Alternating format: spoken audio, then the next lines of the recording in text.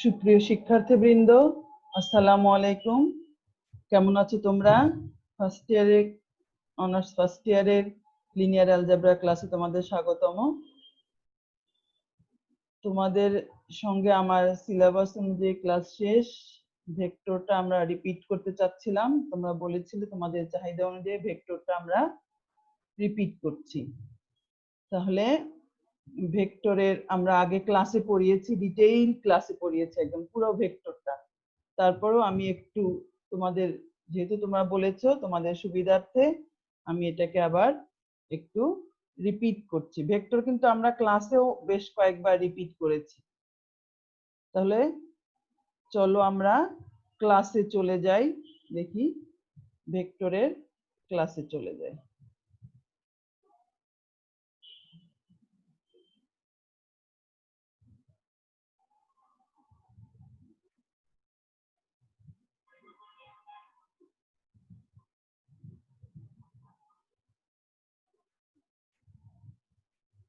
এখানে কি বলেছে, ভেক্টরের ডেফিনিশন আমরা ক্লাসে দিয়েছিলাম, এখানে আবার এভাবেও দেওয়া যায়। তাহলে আমরা দেখি একটু এখানে কিভাবে বলেছে। An n component vector x is order n tuple of numbers written as row or as a column are called the component of n vectors. For example, তাহলে n সংখ্যক নাম্বার যদি আমরা রো আকারে অথবা কলাম আকারে লিখি তাহলে সেটাকে বলা হবে n কম্পোনেন্ট অফ ভেক্টর অথবা কম্পোনেন্ট অফ n ভেক্টরস। তাহলে n সংখ্যক নাম্বারকে আমি যদি রো ওয়াইজ অথবা কলাম ওয়াইজ এভাবে লিখি তাহলে সেটাকে বলা হবে ভেক্টর। ফর এক্সাম্পল, এখানে কি 4 ভেক্টর না, 4 কম্পোনেন্ট অফ এ ভেক্টর, অথবা it is a vector with 4 component, এভাবে বললে ভালো হয়। আর আমরা ক্লাসে যে বলছিলাম যে এটা কি, যে ভেক্টরকে আমরা যদি ভেক্টর এটার মধ্যে যদি অ্যাডিশন আর স্কেলার মাল্টিপ্লিকেশন করা যায় তাহলে যেটা আমরা ইন্টারমিডিয়েট লেভেলে পড়ে আসছি সেটাকে ভেক্টর। তোমরা ডেফিনেশন লেখার সময় ওইটাও লিখতে পারো, এইটাও লিখতে পারো, অথবা এইটা ওইটা দুইটা অথবা দিয়েও লিখতে পারো, কোনো অসুবিধা নেই। হ্যাঁ, যে ভেক্টরের আমরা কি করতে পারি, যে মান এবং দিক আছে, যে ভেক্টরের কি আছে, মান এবং দিক। তাহলে যেটা আমরা ক্লাসে বলেছিলাম, লিখে দিয়েছিলাম, সেটা একটা সংজ্ঞা, এটা হলো ভেক্টরের সংজ্ঞা। আর এখানে ভেক্টর স্পেসের একটা সংজ্ঞা বলা আছে, ভেক্টর স্পেসের সংজ্ঞাটা এখানে ঠিক দেয়া নেই।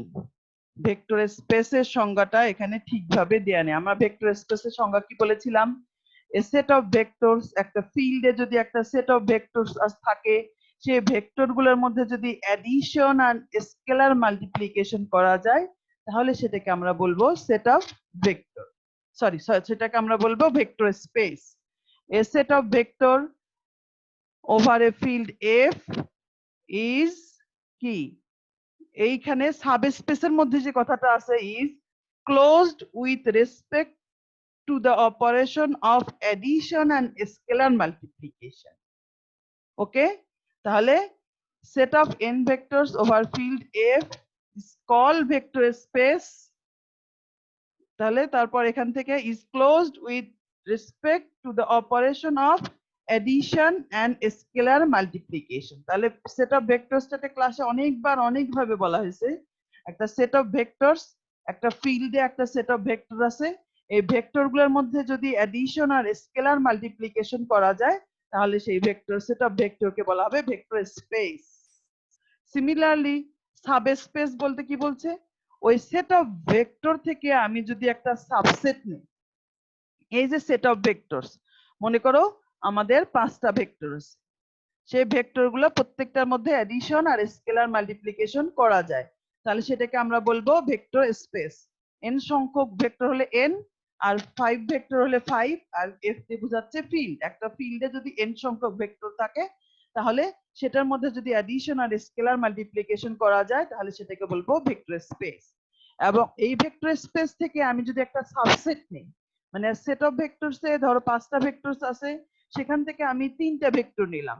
3টা ভেক্টরের মধ্যে যদি আবার একই কাজ করা যায়, অ্যাডিশন আর স্কেলার মাল্টিপ্লিকেশন, তাহলে সেটাকে আমরা বলবো কি subspace of N vector space বা সাবস্পেস অফ এন, যেখান থেকে নিলাম সেই ভেক্টর স্পেস, সেই কথাটা এখানে বলছে। এ set of S vectors is a subspace of n vector space Vn. আমি n সংখ্যক ভেক্টর থেকে s সংখ্যক ভেক্টর নিলাম। If it is closed with respect to the operation of addition and scalar multiplication, এবং এটার মধ্যে addition এবং scalar multiplication করা যায়, or a non-empty set S of the vector space n, তাহলে অথবা যে কি কোনো জিরো ভেক্টর হওয়া যাবে না, ফাঁকা ভেক্টর হওয়া যাবে না, সেগুলো যদি আমি নেই এস সংখ্যক ভেক্টর এন সংখ্যক ভেক্টর থেকে, তাহলে সেটার মধ্যে যদি এগুলো করা যায় এডিশন আর ইফ উইথ কি যোগ করা যায় x1 প্লাস x2, x একটা সাবসেট অফ s, x2 একটা সাবসেট, আর কি স্কেলার মাল্টিপ্লিকেশন, তাহলে x একটা ভেক্টর k একটা স্কেলার, যদি আমি স্কেলার মাল্টিপ্লিকেশন করতে পারি তাহলে সেটাকে বলা হবে সাবস্পেস। তাহলে সেট অফ ভেক্টর মানে কি, ভেক্টর স্পেস মানে কি একটা সেট অফ ভেক্টর যে ভেক্টরগুলোর মধ্যে অ্যাডিশন আর স্কেলার মাল্টিপ্লিকেশন করা যায়, সেটা হলো ভেক্টর স্পেস। সাবস্পেস কি, ওইখান থেকে আমি যদি একটা সেট অফ ভেক্টর নেই আমার, সেটার মধ্যেও যদি এই একই কাজ অ্যাডিশন আর স্কেলার মাল্টিপ্লিকেশন করা যায়, তাহলে সেটাকে আমি বলবো সাবস্পেস।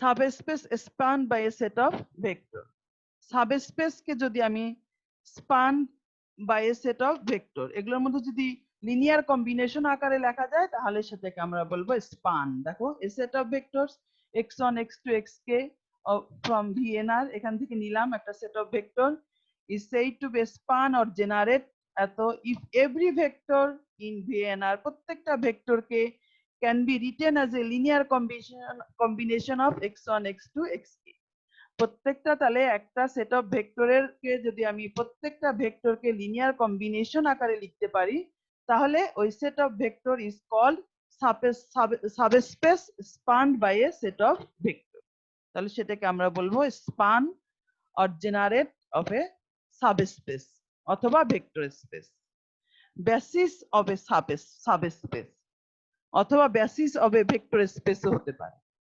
সাবস্পেসে যা ভেক্টর স্পেসে তাই, সাবস্পেসে ভেক্টর স্পেসে ভেক্টরের সংখ্যা কম থাকবে এই। তাহলে বেসিস মানে কি, আমরা তোমাদের মনে আছে লিনিয়ারলি ডিপেন্ডেন্ট ইন্ডিপেন্ডেন্ট এর অঙ্ক করেছিলাম, একটু মনে করে দেখো এবং তোমাদের খাতা বের করে দেখবা, এখানে লিনিয়ারলি ডিপেন্ডেন্ট ইন্ডিপেন্ডেন্ট এর অঙ্কগুলো করা নেই। লিনিয়ারলি ডিপেন্ডেন্ট ইন্ডিপেন্ডেন্ট এর অঙ্ক করেছিলাম, সেখানে কি করেছিলাম আমরা ভেক্টরগুলোকে ম্যাট্রিক্স ফর্মে লিখেছিলাম, একটু মনে করো খাতাটা বের করে দেখবে, ভেক্টরগুলোকে কি লিখেছিলাম ম্যাট্রিক্স ফর্মে লিখেছিলাম, ম্যাট্রিক্স ফর্মে লিখে কি করেছিলাম এলিমেন্টারি ট্রান্সফরমেশন করেছিলাম, এলিমেন্টারি ট্রান্সফরমেশন করে লোয়ার ডায়াগোনাল গুলোকে জিরো করেছিলাম, লোয়ার ডায়াগোনাল গুলোকে জিরো করে আবার আমরা ইকুয়েশন লিখেছিলাম, সেই ইকুয়েশন থেকে আমরা যদি সবগুলো কে এর মান জিরো হয়ে যেত তাহলে আমরা বলতাম যে লিনিয়ারলি ইন্ডিপেন্ডেন্ট, আর যদি কোনো একটা কেউ যদি কমপক্ষে একটা কে যদি জিরো না হতো তাহলে সেটাকে আমরা বলতাম লিনিয়ারলি ডিপেন্ডেন্ট। এখন এই যে আফটার এলিমেন্টারি ট্রান্সফরমেশন যে কয়টা রো থাকতো আমাদের নন জিরো রো, সেই কয়টাই হতো বেসিস, যে কয়টা নন জিরো রো থাকতো সেইটা হতো র্যাঙ্ক, নাম্বার অফ র্যাঙ্ক, আর ফার্স্ট রোটা হতো ফার্স্ট বেসিস, সেকেন্ড রোটা হতো সেকেন্ড বেসিস, থার্ড রোটা হতো থার্ড বেসিস। তাহলে একটা মনে করো আমরা ভেক্টরে মনে করো 3টা ভেক্টর আছে, সবগুলোর কম্পোনেন্টও 3, তাহলে এটা দিয়ে আমাদের একটা ম্যাট্রিক্স হতো 3x3 অর্ডারের ম্যাট্রিক্স। এলিমেন্টারি ট্রান্সফরমেশন করলাম, এলিমেন্টারি ট্রান্সফরমেশন করে মনে করো আমি তারপর যে 3টা রো পাবো, যদি 3টা রোই নন জিরো আসে তাহলে সেটার বেসিস হবে 3, ফার্স্ট রো হবে ফার্স্ট বেসিস, সেকেন্ড রো হবে সেকেন্ড বেসিস, থার্ড রো হবে থার্ড বেসিস, এটাই হলো বেসিস। নাম্বার অফ র্যাঙ্ক আর নাম্বার অফ ডাইমেনশন একই, র্যাঙ্ক যদি 3 হয় ডাইমেনশনও 3, র্যাঙ্ক যদি 2 হয় ডাইমেনশনও 2, বেসিসও যে দুটা নন জিরো রো সেই দুটা হলো বেসিস। তোমরা একটু খাতাটা বের করে দেখবি, ক্লাসের খাতাটা। তাহলে বেসিস কি? A set of vectors is said to be a basis of a subspace if subspace is spanned by a set, মানে এটাকে লিনিয়ার কম্বিনেশন আকারে লেখা যাবে। স্পান মানে কি? লিনিয়ার কম্বিনেশন আকারে লেখা যায়। এই যে স্পান মানে লিনিয়ার কম্বিনেশন আকারে লেখা যাবে। The set is linearly independent, এবং সেট গুলো হবে লিনিয়ারলি ইন্ডিপেন্ডেন্ট। তাহলে এটা হলো বেসিস। ওখানে আমরা অঙ্ক করে দিয়েছিলাম, ওটা দেখবে। Dimension, number of vector of any basis of a subspace is called the dimension of the subspace. এখানে সাবস্পেস না থেকে কিন্তু ভেক্টর স্পেস কথাটাও থাকতে পারে। সাবস্পেসেও কিছু ভেক্টর থাকে, ভেক্টর স্পেসেও কিছু ভেক্টর থাকে। সাবস্পেসে ভেক্টরের সংখ্যা ভেক্টর স্পেসের চেয়ে কম থাকে, এই আর কি। তাহলে এটা দেখো, তাহলে র্যাঙ্ক আর ডাইমেনশন কে সংখ্যা দিয়ে লিখবো। মনে করো এলিমেন্টারি ট্রান্সফরমেশন করার পর আমার 3টা নন জিরো রো আসছে, তাহলে র্যাঙ্ক কত? 3। ডাইমেনশন কত? 3। বেসিসও কত? 3। কিন্তু বেসিসটাকে মেনশন করতে হবে। First rota first basis, second rota second basis, third rota third basis. এখানে দেখো আইডেন্টিটি ফর্মে একটা ম্যাট্রিক্সের উদাহরণ দিয়ে দেওয়া আছে। ফার্স্ট বেসিসটা হলো এটা, যারা first diagonal elements 1, second rota হচ্ছে এটা, যার সেকেন্ড ডায়াগোনাল এলিমেন্টস 2, এবং লাস্ট এটা হচ্ছে লাস্ট যেটা ডায়াগোনাল নন জিরো রো হতে হবে। তাহলে এখানে একটা করে এলিমেন্টস আছে, সো এটা নন জিরো রো। তাহলে এই হলো basis. Dimension, linear combination of a set of vector, linear combination of a set of vector। তাহলে কি বলছে? a vector x with expressed in the form x equal to কি k1 x1 k2 x2 kn xn, এখানে r সংখ্যক আছে, kr xr, is said to be linear combination of vectors x1 x2 xr। here এগুলো হলো vector আর এগুলো হলো scalar. তাহলে যে কয়টা ভেক্টর থাকবে সেগুলোকে যদি আমি আরো তত সংখ্যক স্কেলার নিয়ে এভাবে অ্যাডিশন, আর এখানে কি করছি আমরা? অ্যাডিশন আর scalar multiplication, addition scalar multiplication. তাহলে এটা অবশ্যই ভেক্টর স্পেস হতে হবে। সেট অফ ভেক্টর গুলোকে একটা ভেক্টর স্পেসের, এই জন্য এই দুটা কাজ করা যাচ্ছে। এটাকে যদি আমি এভাবে লিখি সেটাকে বলা হবে লিনিয়ার কম্বিনেশন, সেটাকে বলা হবে লিনিয়ার কম্বিনেশন। এখানে একটা এক্সাম্পল দিয়েছে, ভেক্টর x1 x2 x3। তাহলে যে কয়টা ভেক্টর থাকবে, যে কয়টা ভেক্টর থাকবে সেই কয়টা স্কেলার লাগবে। দেখুন k1 x1, আরটা ভেক্টর আরটা স্কেলার। এখানে 3টা ভেক্টর, তাহলে 3টা স্কেলার। স্কেলার মানে এখানে বলে দিছে 1 2 3, তাহলে বি দা স্কেলার। তাহলে আমরা সেটাকে লিখবো কিভাবে? প্রথমটা k1 এর মান হলো 1 1x1, k2 এর মান হলো 2 2x2, k3 এর মান হলো 3। তাহলে 1 into a vector, 2 into a vector, 3 into a vector, 4 into. তাহলে এগুলোকে আমরা এভাবে লিখেছি। তাহলে এটা হলো লিনিয়ার কম্বিনেশন। তারপরে আসো linearly dependent and independent. Linearly dependent and independent, তাহলে দেখো এখানে কি বলেছে, এই দুটোরই উদাহরণ। প্রথমটা হচ্ছে linearly independent. A set of r vectors x1 x2 xr is said to be linearly independent if there exist r scalar। যেহেতু r সংখ্যক ভেক্টর আছে, স্কেলারও লাগবে r টা, k1 k2 kr, all zero, such that k1 x1 k2 x2 up to kr xr equal to 0। আমি একটা linear combination লিখলাম যেটার এই রাইট সাইডটা 0, where 0 denotes the n vector whose components are 0। এটা মানে কি সবগুলো, এটা এগুলো যেহেতু ভেক্টরের যোগফল, সো এটাও একটা ভেক্টর যেটা সবগুলো কম্পোনেন্ট 0। এখন দেখো এটাকে আমরা বলবো এই যে এটার যোগফল 0। এই ভেক্টর গুলো কিন্তু কখনোই 0 না, ভেক্টর গুলো কিন্তু নন জিরো ভেক্টর। এই যে ভেক্টর গুলো এগুলো অলওয়েজ নন জিরো। এই যে ভেক্টর গুলো 0 না, কিন্তু এই গুণ করে এই যোগফলটা 0 কখন হবে? হয় সবগুলো k1 0, হয় সবগুলো k1 0, 0 হলে সবগুলো 0 0, অথবা k1 সংখ্যক কিছু সংখ্যক যোগফল পজিটিভ কিছু সংখ্যক নেগেটিভ, k1 কিছু সংখ্যক পজিটিভ কিছু সংখ্যক নেগেটিভ। যেটার যোগফল করে যোগ বিয়োগ করে 0 আসবে। ওকে, অথবা ভেক্টরের কম্পোনেন্ট আছে পজিটিভ নেগেটিভ। k1 টা এমন একটা জিনিস যেটা যোগ করে তারপর 0 আসবে। এই দুই ভাবে ছাড়া তো 0 হতে পারবে না। হয় সবগুলো k1 0, x1 x2 xn এগুলো তো ফিক্সড, আর এই হয় সবগুলো k1 0 তাহলে হবে 0, অথবা কিছু সংখ্যক নন জিরো কিন্তু এই ভেক্টরের সঙ্গে গুণ বিয়োগ করে গুণ যোগ করে এটা 0 আসছে। তাহলে সবগুলো কে যদি 0 হয় তাহলে এটা হবে 0। সেই কন্ডিশনটাকে আমরা বলবো লিনিয়ারলি ইন্ডিপেন্ডেন্ট। তাহলে দেখো, said to be linearly independent if there exist r scalar এত and এত r all 0। সবগুলো কে যদি 0 হয় তাহলে বলবো লিনিয়ারলি independent such that এত equal to 0, where 0 denotes the components null vector which all components are 0. 0 is a vector with components all 0। এখানে দেখো x1 equal to এত, x2 equal to এত, তাহলে কি হবে k1 x1 plus k2 x2 equal to 0। তার মানে কি x1 plus x2 equal to 0, x1 ও 0 না 1, x2 ও 1 0 না, তাহলে এটাও 0 এটাও 0, তার মানে k1 ও 0 k2 ও 0। তার মানে যখন এই যোগফল 0 এবং সবগুলো স্কেলারও 0 সেটাকে বলবো আমরা লিনিয়ারলি ইন্ডিপেন্ডেন্ট।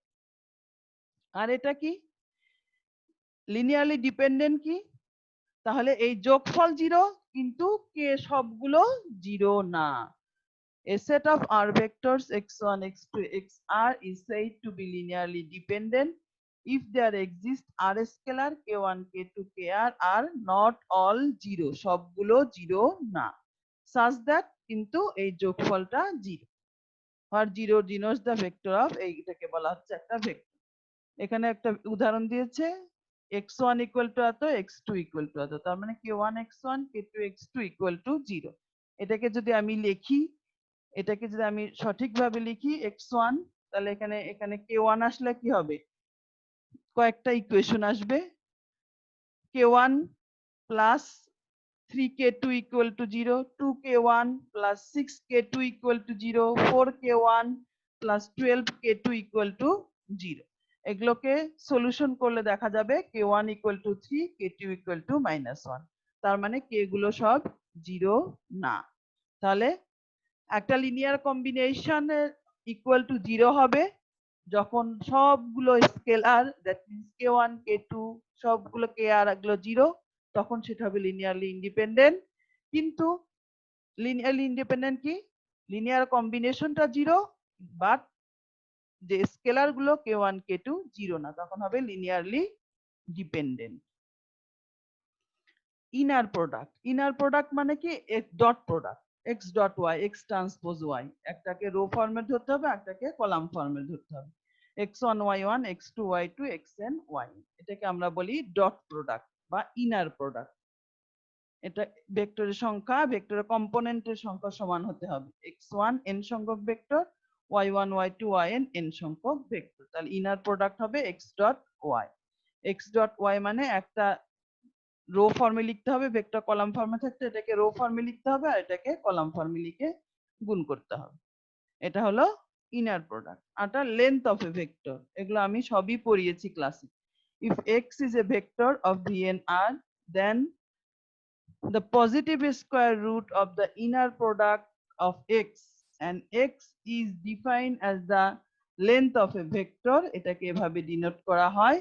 তাহলে x একটা ভেক্টর যেটার component x1 x2 up to xn, vector column ফর্মে লেখা হয় রো ফর্মে লেখা হয়েছে এজন্য ট্রান্সপোজ দিয়ে লেখা হয়েছে। তাহলে এটা ইকুয়াল টু কি, এই প্রত্যেকটা vector x1 square plus x2 square plus xn square dot product x এর সঙ্গে x, তাহলে কি হবে x1 square x2 square xn square. এখানে একটা উদাহরণ দিয়েছে, এরকম যদি একটা ভেক্টর হয় 1 square plus 2 square plus 2 square, তাহলে এটা হলো √9 3। ইউনিট ভেক্টর বা নরমাল ভেক্টর, যে ভেক্টরের লেন্থ 1 সেটাকে আমরা বলেছি নরমাল ভেক্টর বা ইউনিট ভেক্টর, যে ভেক্টরের লেন্থ 1। তাহলে এখানে একটা ভেক্টরের উদাহরণ দেওয়া আছে এটা, তাহলে প্রত্যেকটা ভেক্টরকে তার লেন দিয়ে ভাগ করলে সেটা অবশ্যই নরমাল ভেক্টর। প্রত্যেকটা ভেক্টরের প্রত্যেকটা কম্পোনেন্টকে যদি আমি লেন দিয়ে ভাগ করি, যেমন এটা একটা ভেক্টর, এটা লেন্থ বের হয়েছে 3, তাহলে এই প্রত্যেকটা কম্পোনেন্টকে আমি 3 দিয়ে ভাগ করেছি, তাহলে সেটা অবশ্যই নরমাল ভেক্টরে পরিণত হবে। উদাহরণটা আমরা ওখান থেকে নিয়েছি। তাহলে এটা একটা ইউনিট ভেক্টর বা নরমাল ভেক্টর। ইউনিট ভেক্টর বা নরমাল ভেক্টর, যে ভেক্টরের লেন্থ 1। অর্থোগোনাল ভেক্টর, দুইটা ভেক্টরের গুণফল যদি 0 হয় তাহলে সেটাকে আমরা বলি অর্থোগোনাল ভেক্টর। ম্যাট্রিক্সের ক্ষেত্রে কি বলি? দুইটা ম্যাট্রিক্সের গুণফল যদি আইডেন্টিটি হয় তাহলে আমরা সেটাকে বলি অর্থোগোনাল ভেক্টর। আর দুইটা ভেক্টরের গুণফল যদি 0 হয় সেটাকে বলি অর্থোগোনাল ভেক্টর। ম্যাট্রিক্সের ক্ষেত্রে আইডেন্টিটি, ভেক্টরের ক্ষেত্রে 0। A set of S of n vectors is said to be orthogonal if any two distinct vector S are orthogonal. যে কোনো দুইটা পরপর আলাদা ভেক্টরের যদি অর্থোগোনাল হয়, যেমন x1 equal to এত, x2 equal to এত। আর orthogonal for the inner product গুণ করেছে এখানে, তাহলে 1 into 2, 2 into 3 minus 8 into 1, তাহলে এটার যোগফল হলো 0। তাহলে এই ভেক্টর দুটো পরস্পর অর্থোগোনাল। অর্থনর্মাল, তাহলে একই সঙ্গে অর্থোগোনাল দুইটার গুণফল 0 এবং লেন্থ 1। সবগুলোর লেন্থ, যে ভেক্টর গুলো ইউজ করব আমি, সেই ভেক্টর গুলোর লেন্থ হতে হবে 1। এই যে unit vector, that mean normal vector, একই সঙ্গে অর্থোগোনাল এবং নরমাল, এই দুটো স্যাটিসফাই করলে সেটাকে আমি বলবো অর্থনর্মাল। অর্থোগোনাল এবং নরমাল, ইউনিট ভেক্টর বা নরমাল ভেক্টর, এই দুটো ক্রাইটেরিয়া একসঙ্গে স্যাটিসফাই করলে তাহলে সেটাকে আমি বলবো অর্থ নরমাল। সেখানে যেমন একটা উদাহরণ দিয়েছে, এই যে একটা ভেক্টর, আরেকটা ভেক্টর, আরেকটা ভেক্টর, তাহলে এটার লেন্থ 1, এটারও লেন্থ 1, এটারও লেন্থ 1। এটা কি 1/3 স্কয়ার, 1/3 স্কয়ার যোগ 1/3 স্কয়ার, √3 স্কয়ার, তাহলে 1/3 যোগ 1/3 যোগ 1/3 1।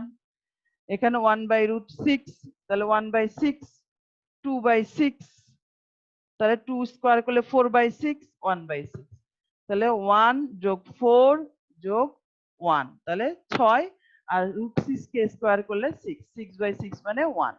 এখানে কি মাইনাস 1/√2 স্কয়ার, মাইনাস যেহেতু স্কয়ার করলে প্লাস, হাফ, এটাও স্কয়ার করলে হাফ, হাফ যোগ হাফ 1, তাহলে তিনটা হয়ে গেল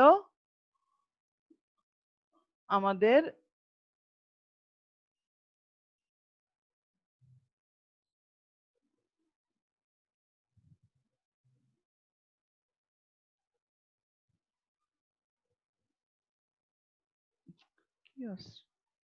একটু সমস্যা হচ্ছে এখানে, স্লাইড শেয়ারিং এ একটু এটা সমস্যা করছে।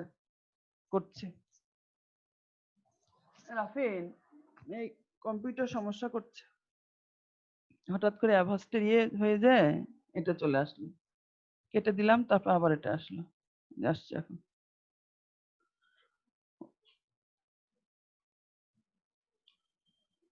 ওকে, আমার কম্পিউটারটা একটু ডিস্টার্ব করছিল।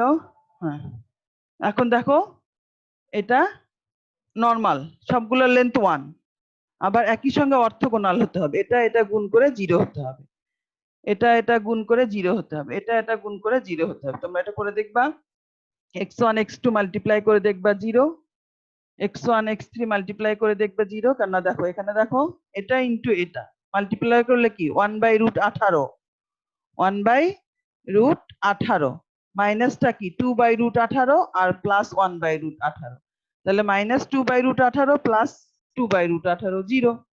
সেরকম x2 x3 করো, মাইনাস 1/√12, এটা 0, তারপরে প্লাস 1/√12, এটাও 0, আবার এটার সঙ্গে এটা করো, মাইনাস 1/√6, এটা 0, প্লাস 1/√6, তাহলে দেখা যাচ্ছে এই তিনটার ইনার প্রোডাক্ট যে আছে 1 2 2 3 3 1, এই ইনার প্রোডাক্ট গুলো 0, লেন্থটাও 1, তাহলে একই সঙ্গে দুইটা ক্রাইটেরিয়া স্যাটিসফাই করলো, নরমাল এবং অর্থোগোনাল, তাহলে সেটা আমরাকে বলবো অর্থ নরমাল।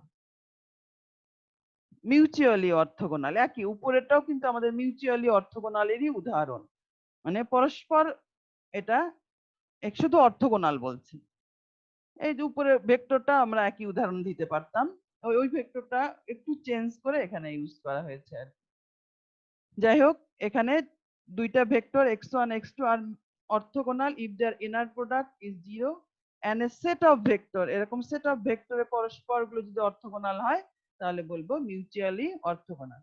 একটা সেট অফ ভেক্টরের প্রত্যেকটা জোড়া, every pair of them mutually orthogonal, তাহলে সেটা আমরা বলবো এখানে ওইটার মতো x1 x2 x2 x3 x1 x3 এসবগুলোই 0 orthogonal basis. Orthogonal বের করার পরে আমরা যে রো গুলো পাবো সেই রো গুলোকে বলবো অর্থগোনাল বেসিস।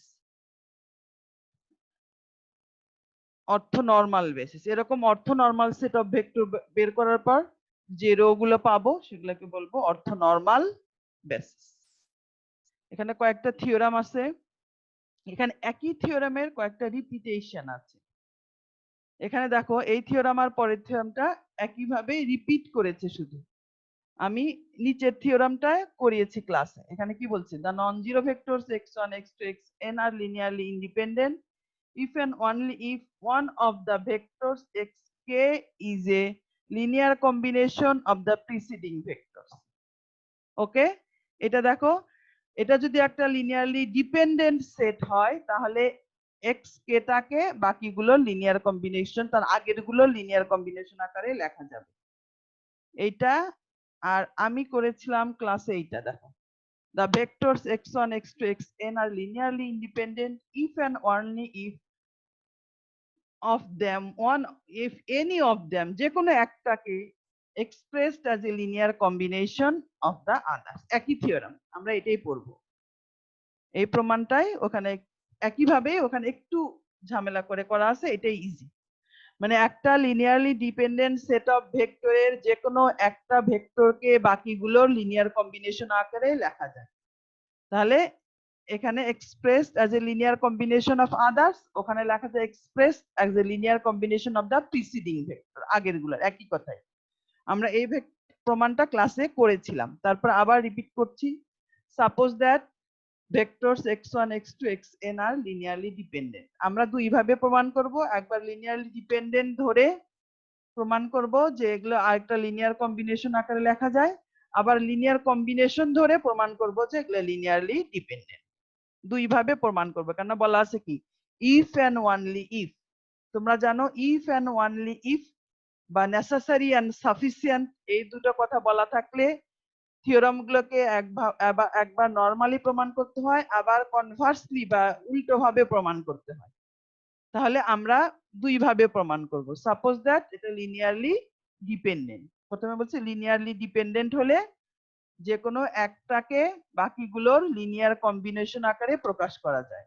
তাহলে প্রথমে ধরে নিলাম এই সেট অফ ভেক্টরটা লিনিয়ারলি ডিপেন্ডেন্ট, তাহলে দেন আলফা 1 x1 আলফা 2 x2, এখানে আলফাটা হলো scalar, alpha k x k, এভাবে alpha n xn equal to 0 where all alpha i not equal to 0। কেন, এটা লিনিয়ারলি ডিপেন্ডেন্ট, আমরা বলছি লিনিয়ারলি ডিপেন্ডেন্টে সবগুলো কোফিসিয়েন্ট বা স্কেলার 0 হবে না, সবগুলো কোফিসিয়েন্ট বা স্কেলার 0 হবে না।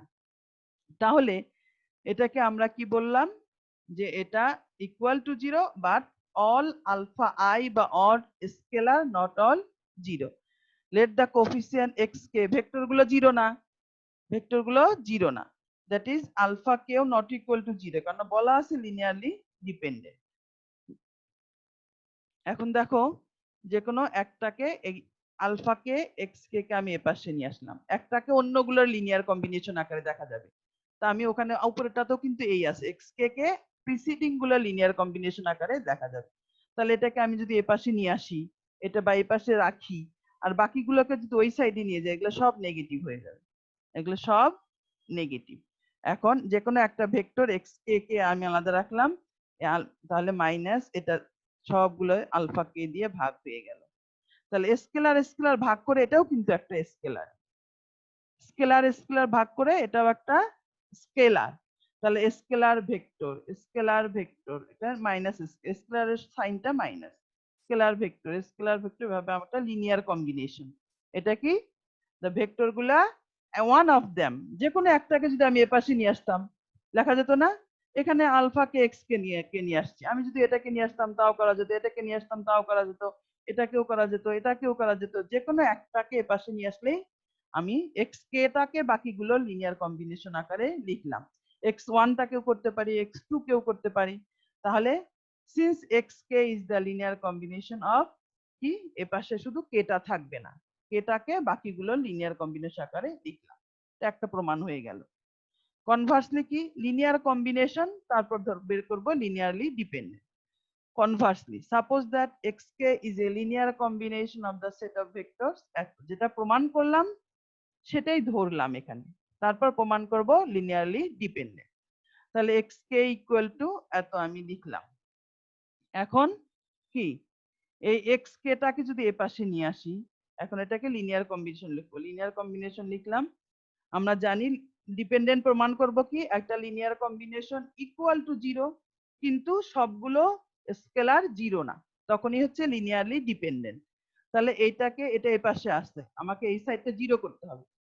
Linear combination equal to zero কিন্তু সবগুলো স্কেলার জিরো না, তাহলে এটাকে যদি এই পাশে নিয়ে আসি, এটার সাথে কিন্তু কোফিসিয়েন্ট নাই, এটার সাথে কোফিসিয়েন্ট তাহলে আমি লিখলাম -1 আছে, এটাকে এ পাশে নিয়ে আসলে মাইনাস হবে না, এক্স কে কে এই পাশে নিয়ে আসলে মাইনাস, আমি সবগুলো প্লাস রেখে -1টা এটার কোফিসিয়েন্ট বা স্কেলার হিসাবে লিখলাম ইকুয়াল টু জিরো। এখানে যদি সবগুলো আলফা জিরো হয়ে যায় কোনো কারণে, কিন্তু এটা তো জিরো না, আমরা বলছি যে লিনিয়ারলি ডিপেন্ডেন্ট অ্যাটলিস্ট ওয়ান, কমপক্ষে ওয়ান, নট অল সবগুলো আলফাই জিরো না, কমপক্ষে একটা যদি নন জিরো হয় তাহলে লিনিয়ারলি ডিপেন্ডেন্ট। তাহলে এখানে দেখো, it is clear that the coefficient of এত আর জিরো, সবগুলোর কোফিসিয়েন্ট জিরো হলেও, but the coefficient of xk which is -1 is not all zero, so the vectors x1 x2 xn are linearly dependent. ওকে, এটা আরেকটা করেছিলাম, এটাও ক্লাসে করেছি। If the set of vectors x1 x2 xm are linearly independent, এটা ক্লাসে করিনি, এটা linearly, then the vectors এত ইনটু আরেকটা ভেক্টর যদি যোগ করে দেই, then is linearly dependent, then x is a linear combination of এত। এটা অতটা ইম্পর্টেন্ট না, তারপরে তোমরা দেখতে পারো একটা the set এত is linearly dependent, the scalar এত not all zero। তাহলে এটা প্রথমে কি বলছি দেখো, এটা হলো লিনিয়ারলি ইন্ডিপেন্ডেন্ট, আর সেখানে যদি আমি আরেকটা ভেক্টর যোগ করি ওইটার মতোই, আগে যেটা প্রমাণ করলাম সেটা থেকেও কিন্তু করা যায়। এত is linearly dependent, then x is a linear combination of এত, ওখানে কি x k is a linear combination of বাকিগুলো ছিল না, লিনিয়ারলি ডিপেন্ডেন্ট আসছিল, ওই লজিকটা কাজে দিয়ে এখানে করেছে। এখানে দেখো, এত ইজ লিনিয়ারলি ডিপেন্ডেন্ট, এক্সিস্ট এত এত not all zero, such that এত এই পর্যন্ত যে আবার এই যে x alpha x equal to zero, alpha not equal to zero, এই আলফাটা জিরো হবে না কারণ এটা ওই সাইডে ছিল, এই পাশে আমরা নিয়ে আসছি, x লিনিয়ার কম্বিনেশন হলে x ইকুয়াল টু এত, তাহলে এটি পাশে নিয়ে আসলে এটা আলফা ইকুয়াল টু জিরো হলে, if alpha equal to 0 then one of them alpha I not equal to 0, এটা যদি জিরো হয়ে যায় কমপক্ষে এখান থেকে একটা নন জিরো আসবে, এটাকে যদি জিরো করি তাহলে এটা কমপক্ষে একটা নন জিরো আসবে।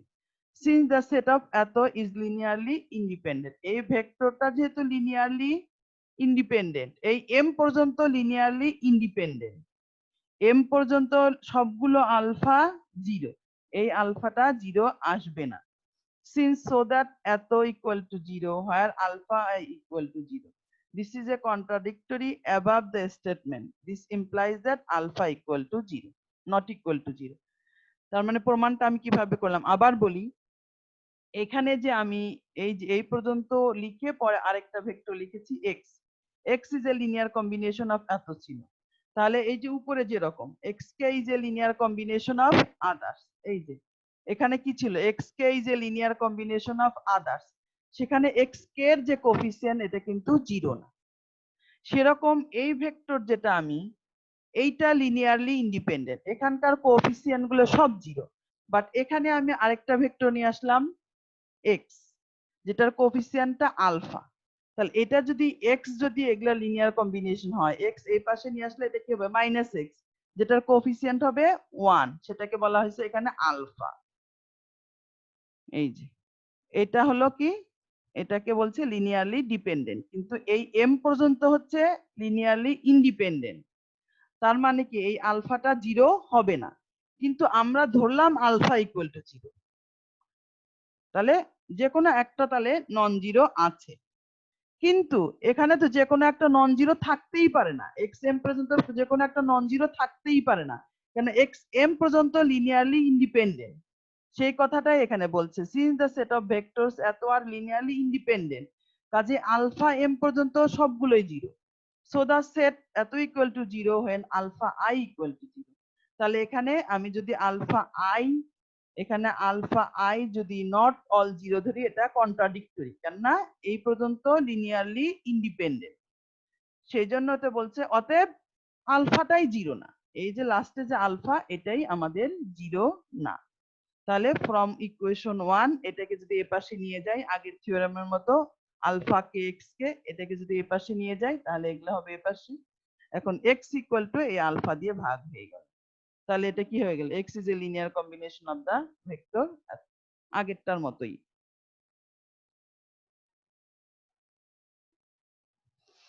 Every subset of a linearly independent set is also linearly independent, এটা আমরা ক্লাসে পড়েছি। একটা লিনিয়ারলি ইন্ডিপেন্ডেন্ট থেকে আমরা যদি সাবসেট নেই, তাহলে সেটা অবশ্যই লিনিয়ারলি ইন্ডিপেন্ডেন্ট।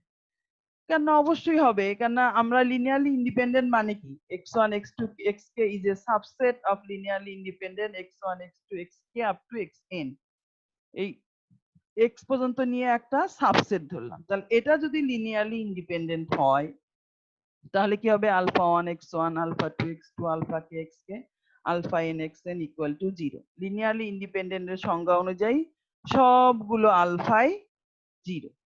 এখন এখান থেকে আমি এই কে সংখ্যক সাবসেট নিলাম, সেটা লিনিয়ার কম্বিনেশন নিলাম, এখান থেকে আমি এই কে সংখ্যকের সাবসেট নিলাম, সেটার লিনিয়ার কম্বিনেশন নিলাম। তাহলে এটা কি হবে, এখানে তো আগে কে পর্যন্ত সবই 0 আছে, তাহলে হোয়ার আলফা আর 0, অতএব এগুলো সবগুলোই 0। তার মানে হুইচ ইমপ্লাইজ দ্যাট একটা ইন্ডিপেন্ডেন্ট লিনিয়ারলি ইন্ডিপেন্ডেন্ট সেটের লিনিয়ার সাবসেট নিলে সেটাও লিনিয়ারলি ইন্ডিপেন্ডেন্ট। আবার উল্টা ভাবে একটা লিনিয়ারলি ডিপেন্ডেন্ট সেটকে আমি যদি বাড়ায় নেই, সুপার সেট করি, বড় সেট, মনে করো একটা সাবসেট যদি লিনিয়ারলি ডিপেন্ডেন্ট হয়, একটা সাবসেট যদি লিনিয়ারলি ডিপেন্ডেন্ট হয়, তাহলে এই সাবসেটটা যে সুপার সেট থেকে আসছে, যে সেট থেকে আসছে, সেই সেটটাও লিনিয়ারলি ডিপেন্ডেন্ট। ওটা কি, একটা সেট যদি লিনিয়ারলি ইন্ডিপেন্ডেন্ট হয়, সেটা সাবসেটটা লিনিয়ারলি ইন্ডিপেন্ডেন্ট। এটা উল্টা ভাবে, একটা সাবসেট যদি লিনিয়ারলি ডিপেন্ডেন্ট হয়, তাহলে সেটার সুপার সেটটাও লিনিয়ারলি ডিপেন্ডেন্ট, সেটা যেখান থেকে আসছে। Every superset of A linearly dependent set is also linearly dependent.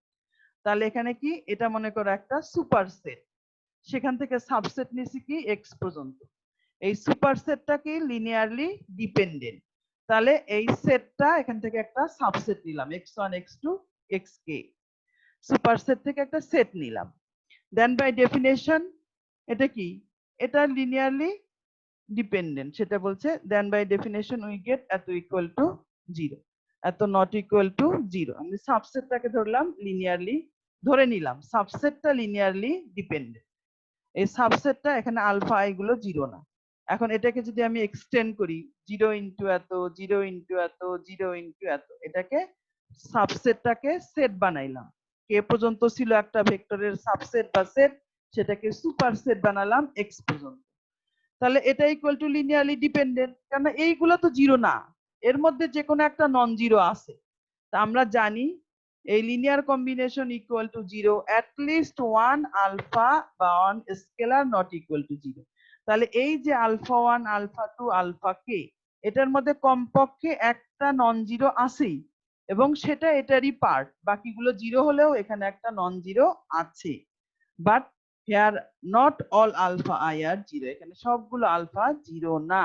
তার মানে we can say the superset, একটা সেটকে যদি বড় করে সুপারসেট বানিয়ে নিলাম, সেটা হবে লিনিয়ারলি ডিপেন্ডেন্ট। ওকে, তাহলে আজকের মতো এই পর্যন্তই থাক। গতদিন এখানে ছোট একটা আছে থিওরাম, আর তারপরে আমি দেখব অর্থগোনালে চলে যাব, অর্থগোনাল গুলো আমরা দেখব।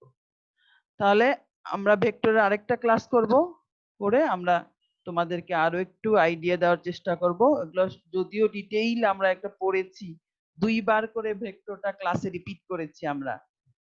তারপর তোমাদের এর প্রেক্ষিতে তোমরা যেহেতু আশা করছো যে আমি আবার একটু রিপিট করি, এই জন্য রিপিট করলাম। হ্যাঁ, আমরা নেক্সট ক্লাসে আরো যেটুকু দু একটা থিওরাম বাকি আছে এগুলো দেখে তারপর আমরা গ্রাম স্মিথ অর্থগোনালাইজেশন প্রসেসটা আবার একটু দেখে, আর লিনিয়ারলি ডিপেন্ডেন্ট ইন্ডিপেন্ডেন্টের আর অঙ্ক করালাম না, এটা এখানে শিটে নাই, আমার শিটে অনেকগুলো অঙ্ক করিয়েছি, তোমরা এগুলো দেখবে। আর এই চ্যাপ্টার গুলো শেষ হলে আমি ভাবছি ডিটারমিনেন্টটাও একটু রিপিট করব তোমাদেরকে, এই এটাও সফট কপিটাও তোমাদেরকে পাঠিয়ে দিব সিআর এর কাছে। আর আমরা ডিটারমিনেন্টটাও একটু রিপিট করে আমরা তোমাদেরকে অ্যাসাইনমেন্ট দেওয়া শুরু করব। আমরা অ্যাসাইনমেন্ট দিব চ্যাপ্টার ওয়াইজ, একদম প্রথম থেকে প্রত্যেকটা চ্যাপ্টারের একটা করে অ্যাসাইনমেন্ট দিব। তোমরা সেগুলো লিখে সুন্দর করে যার যার রোল অনুযায়ী পিডিএফ করে আমি একটা লিংক দিব, সেখানে পাঠিয়ে দিব। তাহলে ধন্যবাদ সবাইকে, সবাই ভালো থাকো, সুস্থ থাকো, নিরাপদে থাকো এবং নিয়মিত পড়াশোনা করো। ধন্যবাদ সবাইকে, আল্লাহ হাফিজ।